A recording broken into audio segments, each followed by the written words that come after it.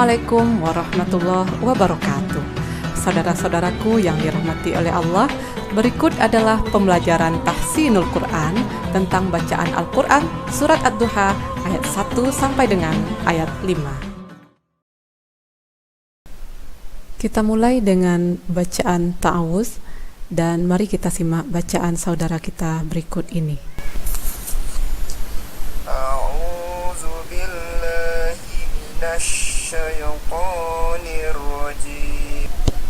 Nah, dari bacaan tadi ada beberapa hal yang perlu kita perbaiki. Yang pertama adalah a'udzu. Harusnya dibaca a'udzu. Karena ini adalah huruf dzal, ya. Dan makhraj huruf dzal adalah ujung lidah dikeluarkan sedikit dan bertemu dengan ujung gigi depan bagian atas. Berikutnya adalah bacaan billahi yang dibaca oleh saudara kita tadi billahi. Nah, ini bisa saja disebabkan oleh mulut yang kurang sempurna dibuka. Jika mulut kurang sempurna dibuka, maka harkat A bisa menjadi E atau kesannya bisa menjadi O gitu ya. Jadi mulutnya harus dibuka lagi agar bacaannya seperti ini, billahi, bukan billahi. Selanjutnya bacaan saudara kita tadi yaitu minasyaitoni. Seharusnya bacaannya adalah minasyaitoni. Ya, karena ini adalah huruf shin yang makhraj hurufnya adalah pertengahan lidah bertemu dengan langit-langit atas, tapi pertengahan lidah tersebut tidak menempel ya, namun dimantapkan gitu. Nah, huruf shin ini serangkai dengan huruf ya dan huruf jim pada makhraj hurufnya. Untuk memudahkan kita membacanya, kita coba matikan huruf ya dengan membaca ai, sh, ai, sh. Nah, ketika telah mati huruf ya-nya, setelah itu kita coba menghembuskan angin ya. Karena huruf shin ini salah satu sifatnya adalah tafashi. Nah, tafashi pada shin maksudnya adalah ketika melafalkan huruf shin, kita menyebarkan angin di dalam mulut kita. Apalagi di sini shinnya bertasydid ya. Jadi kalau shin seperti ini, maka tafashinya adalah tafashi besar atau kubro. Nah, kemudian bisa kita lihat di sini bagaimana posisi lidah kita ketika membaca huruf shin. Lidah tidak menempel tetapi dimantapkan. Itu bisa kita latih dengan cara seperti tadi, yaitu membaca ai, kemudian ai, sh, begitu. Lalu kenapa tadi bisa dibaca minasyaitonirrajim? Bisa juga disebabkan karena bentuk mulut ya, bentuk mulut yang agak dimonyongkan ke depan sehingga bacaannya seperti O gitu, syaito. Harusnya bukan syai, apalagi ini harkatnya adalah baris di atas, sya ya, bukan sho. Bukan show ya. Kemudian kalau kita beri slow motion ya atau gerak lambat bisa seperti ini, minasyai, bukan minasyai tapi minasyai. Oke, kita baca minasyaitonirrajim. Berikutnya mari kita simak bacaan basmalah saudara kita.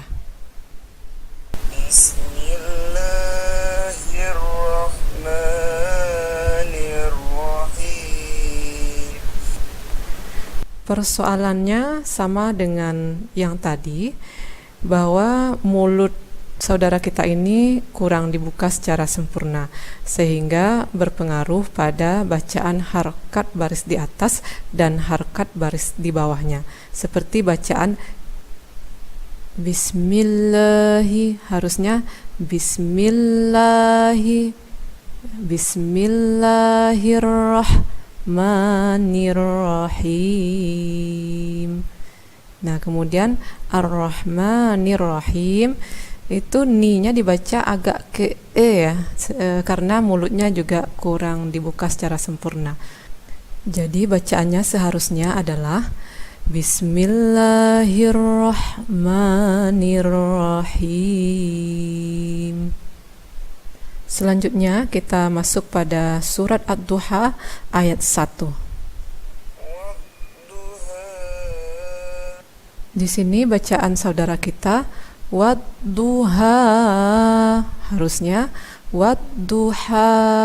Nah, di sini ada huruf ha yang dibaca dengan huruf H, padahal itu adalah dua huruf yang berbeda. Makhraj huruf H adalah pada tenggorokan paling dalam atau pada pangkal tenggorokan, sementara makhraj huruf H adalah pada tengah tenggorokan. Di sini kita bisa amati pada gambar berikut ini. Nah, kemudian untuk membedakan cara membaca H dan H tersebut dari segi makhraj hurufnya, kita bisa mencobakan dengan membaca kedua huruf tersebut dalam kondisi sukun. Misalnya, huruf H kita baca dengan ah. Nah, kita bisa merasakan di bagian luar tenggorokan atau pada leher kita, ketika kita membaca H, di sana terasa ada getaran ya. Nah, berikutnya adalah huruf H. Kita coba latih dengan membaca ah. Jadi ada perbedaan antara H dengan H. Berikutnya, hal lain yang perlu kita perhatikan dalam melafalkan huruf H ini adalah adanya katup pada tenggorokan kita yang dinamakan dengan katup epiglotis yang bertemu dengan dinding tenggorokan bagian belakang, sehingga ketika kita membaca H dalam kondisi sukun, maka katup tersebut menyempit. Sementara ketika kita membaca H dalam kondisi berharkat fathah, kasrah maupun dhammah, maka katup tersebut terbuka. Berikutnya, kesalahan lain dari bacaan saudara kita pada Quran surat Ad-Duha ayat 1 tadi, di samping H yang kurang tepat adalah bacaan mat yang melebihi semestinya. Sebagaimana yang dibaca oleh saudara kita tadi adalah Wadduha, harusnya Wadduha, karena panjangnya di sini adalah satu alif. Kasus lain dalam bacaan surat Ad-Duha ayat 1 ini adalah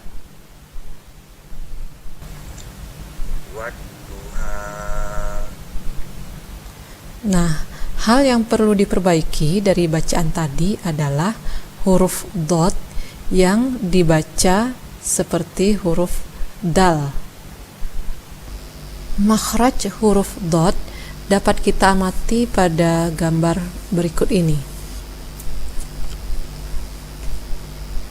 Nah, di sini ada bagian yang berwarna hijau yang merupakan daerah tekanan dan sandaran. Sementara ujung lidah yang berwarna kuning ini dan juga bagian ini merupakan daerah sentuhan tanpa tekanan. Artinya itu bukanlah sumber suara. Lalu bagaimana posisi lidah? Bagian sisi lidah harus ditekan atau disandarkan pada dinding dalam geraham bagian atas. Nah, yang ini. Lalu sisi lidah yang dimaksud di sini bisa sisi lidah kiri, bisa juga sisi lidah kanan, atau kedua-duanya. Yang mana yang menurut kita lebih nyaman. Berikutnya adalah ayat kedua.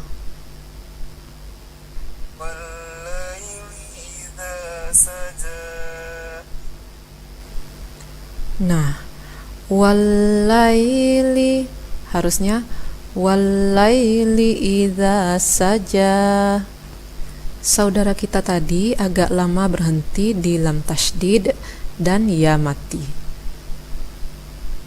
Oleh karena itu, tempo bacaan saudara kita sebaiknya agak dipercepat. Berikutnya adalah ayat ketiga.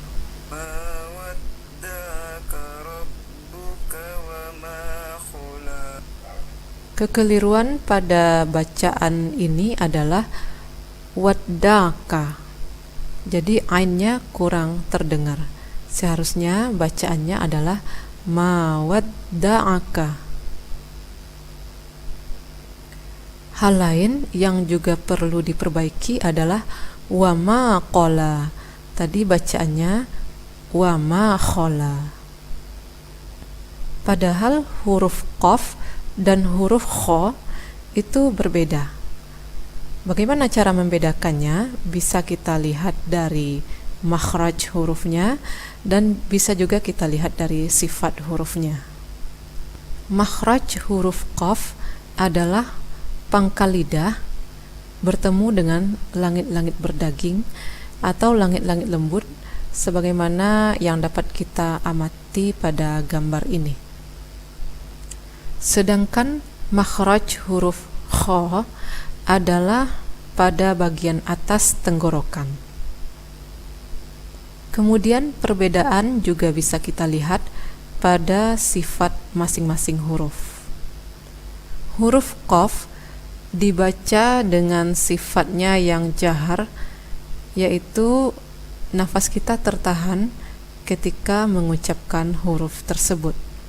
Sementara itu, pada huruf kha sifatnya adalah kebalikan dari sifat jahar huruf qaf, yaitu hams atau mahmus, yang artinya adalah nafas kita mengalir keluar ketika kita membaca huruf tersebut. Kemudian ayat keempat.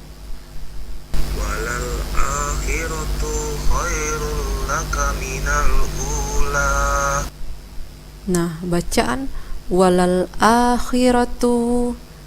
Nah, penekanan pada tu akan memberi kesan bahwa tu tersebut panjang. Padahal pada bagian tersebut tidak ada tanda matnya. Nah, bagaimana solusinya?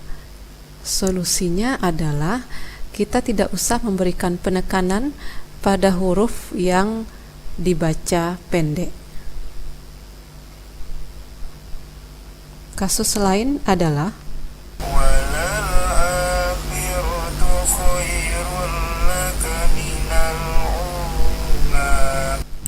bacaan yang keliru ialah minal ula. Harusnya minal ula, karena ini bukanlah huruf ain. Ain memiliki bentuk tersendiri ketika berada di awal, tengah, dan akhir, yang bisa kita amati pada beberapa ayat Al-Quran. Oleh karena itu, jika ada di antara kita yang sebelumnya masih ragu membedakan bentuk dua huruf ini, mudah-mudahan dari sekarang sudah tidak ragu lagi, yakin dan percaya diri dalam membacanya. Selanjutnya kita masuk pada ayat terakhir pada pembelajaran tahsinul Quran di sesi ini, yakni Al-Quran surat Ad-Duha ayat kelima. Mari kita simak bacaan saudara kita.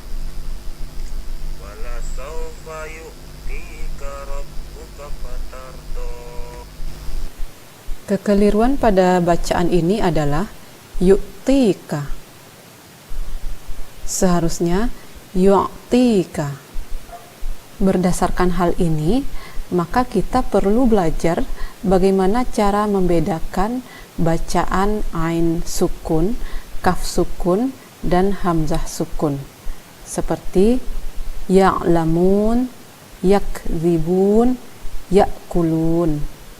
Ya'lamun, yakdzibun, ya'kulun.